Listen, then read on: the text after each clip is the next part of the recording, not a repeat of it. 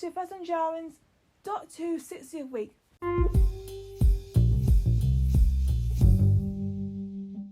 Welcome to First One Jaren's 5-minute reviews. The Time Warrior.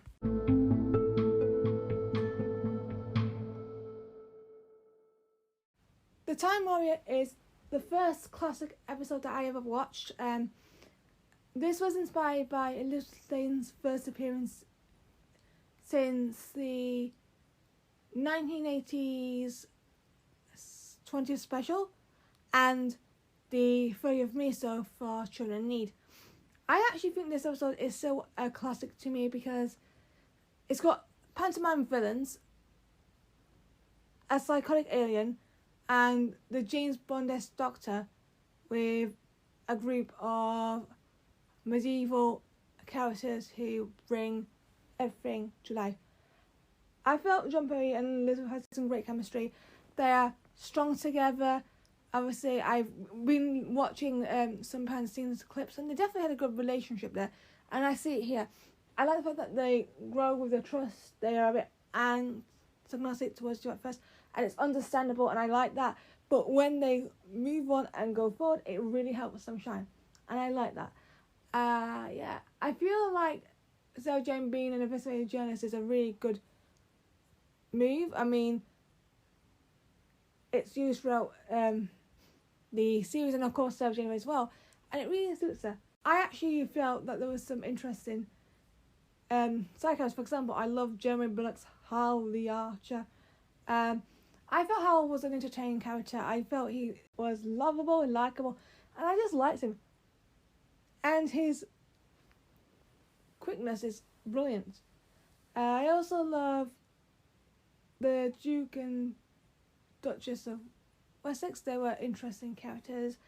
I kind of like the fact that they have trust issues and then, however, they support the Doctor and they enjoy, obviously, the successes from the Doctor's involvement, and yeah, great characters.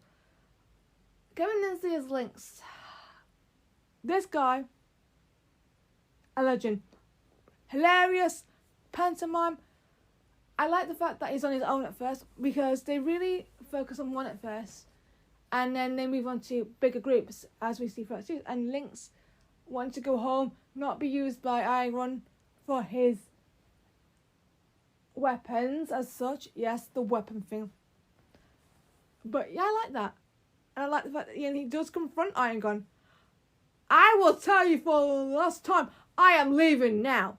It's very, very dramatic. But also, the Iron Gun are laughing at it. It's hilarious, but they're under the sleeping effects from the potion. Iron Gun and Blux were quite entertaining double act. There were some big moments with them.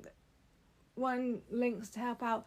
And then, of course, like, searching for the star again. Good move.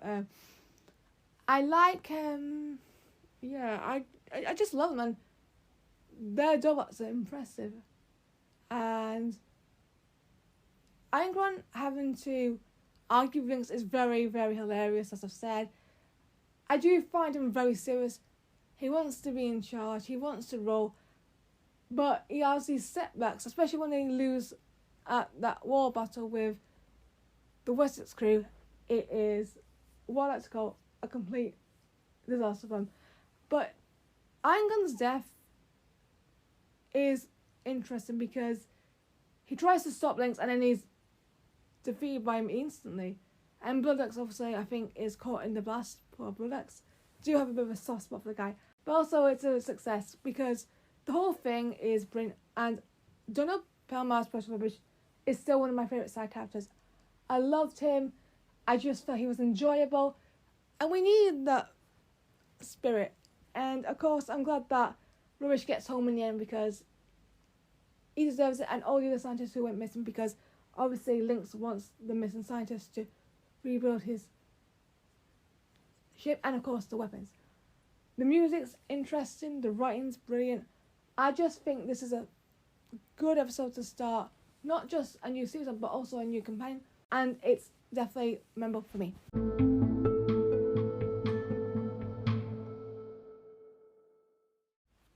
Thank you for listening to the 5-minute review. Please like and subscribe to the channel to stay in touch with all the latest regular episodes and reviews. Thank you for listening. I'll see you next time.